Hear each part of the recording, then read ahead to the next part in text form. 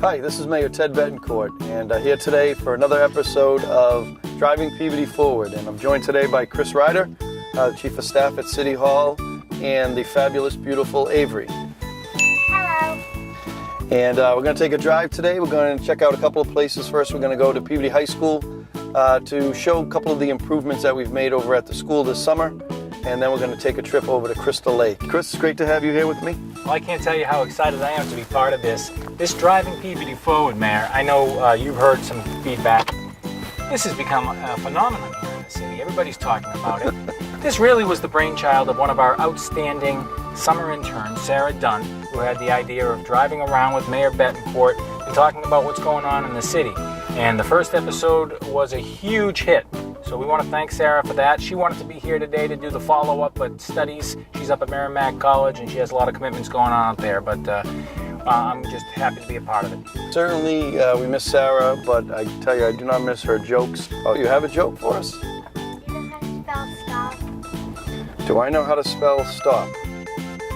Yes? Spell it. S-T-O-P. What? Beautiful day today. I see a lot of people out walking. And speaking of walking, last year you cut the ribbon for the South Peabody Nature Trail. Some 300 acres of open space now available for walkers and joggers and cyclists. Any other walking trails on the horizon in Peabody I want to tell people about? What a dream of mine, and I know others, is to try to have one walking trail throughout the city of Peabody. And we've been looking at opportunities to expand what we have. Right now, the Peabody Independence Greenway runs from the Linfield line at the end of Russell Street all the way down to the North Shore Mall. And I'd love to be able to try to connect that and then also add to it. We put in for grant money to continue the study is to get a walking bridge over the highways. And it might sound a little crazy, but other communities have done it, and I want to try to bring that to the city of Peabody. As we drive up to the high school, we're going to be passing North Shore Road and the North Shore Mall. There's a lot going on at the mall that people may not know about. Mayor, what's going on up there, and when can people expect to start seeing some changes up there? Where P.F. Chang's is going to be the Bancroft. It's a very high-end steakhouse. There's one in Burlington that I've been to that is just a terrific place to eat. I was thrilled when I heard that Bancroft was coming to Peabody. And then there's going to be Tony C's, which is a restaurant, kind of like a sports bar. Yeah. Tony C's, I believe it's in Somerville now. But they're going to be doing kind of more of an outdoor area, outdoor eateries and things like that. It's going to be a pretty spectacular place. And North Shore Mall is our biggest taxpayer as a city.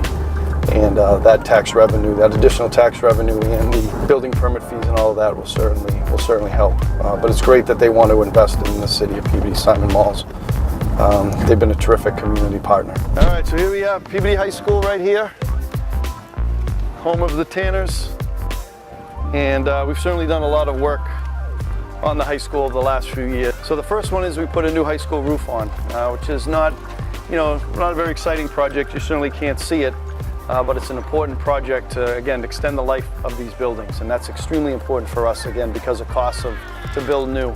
We were successful in getting funding from the Mass School Building Authority, a reimbursement for the project of 56%. So it was approximately a $3 million project, and we were able to get 56% of that reimbursed, which is about $1.6 million. And do you want to go up on the roof and see the roof? I can have you go right up on top there. You might be a little afraid. I want students to feel proud of their city. I want people to feel proud of their community. And wherever kids perform, whether it be in the parks or whether it be on the stages or in the classrooms, I want them to have what they need and to feel proud of where they're performing. So I wanted to really get this accomplished, and it really looks beautiful. So let's go check it out. All right.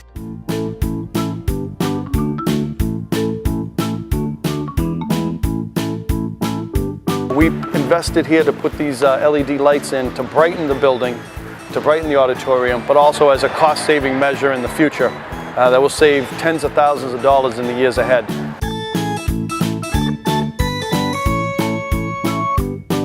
Yeah, how cool is this view?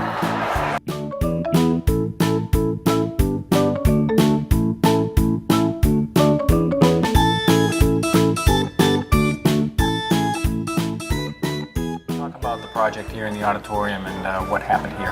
Well, again, I thought this was a good investment for our community. The performing arts, so important here in the city of Peabody. We have so many talented kids, and I just felt that the auditorium here was not as up to what it should be. And we put in all new seats. We completely gutted this. We put in all new seats. We put in new carpeting. We did some painting and improved some of the sound system as well. So our students are performing here all the time, giving it their all, and I wanted an auditorium to match all the talent that they have here. So this was a wonderful project, and very happy with how it turned out.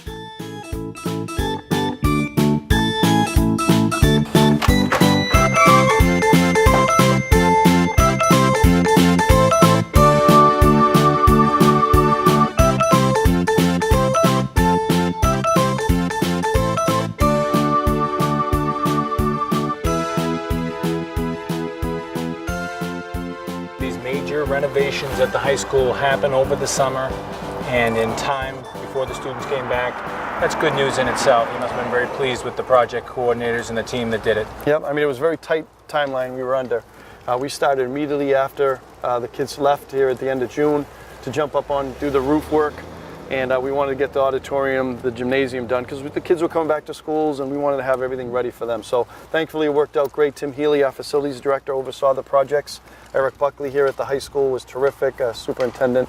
Everyone worked real hard to make sure these things happen, so was very fortunate. All right, so let's head over to Crystal Lake now, and a lot to talk about over there. Sounds great. So let's head on over.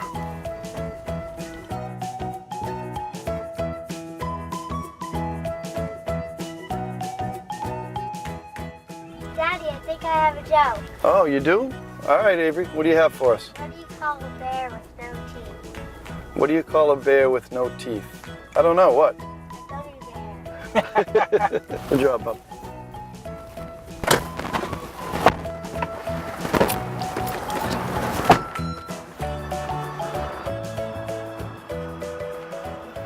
Mayor, I get a lot of calls in the office about the status of the Crystal Lake Restoration Project. Figure we'd come down here and maybe you could give people the latest on what's happening. This has been something the city has been working on for so many years, getting the permits in place to ultimately go forward with this. And this has always been a two-phase project. The first phase was the actual dredging, which was certainly the most expensive part of the project, but it was necessary for us to save the lake because it was slowly turning into a swamp. In fact, last year at this time, before we did the dredging, you could have walked right across it. A lot of people have asked me about the logs and things that are in the middle, and that's a good question. I remember that was one of the questions I asked. Hey, what are these logs doing here?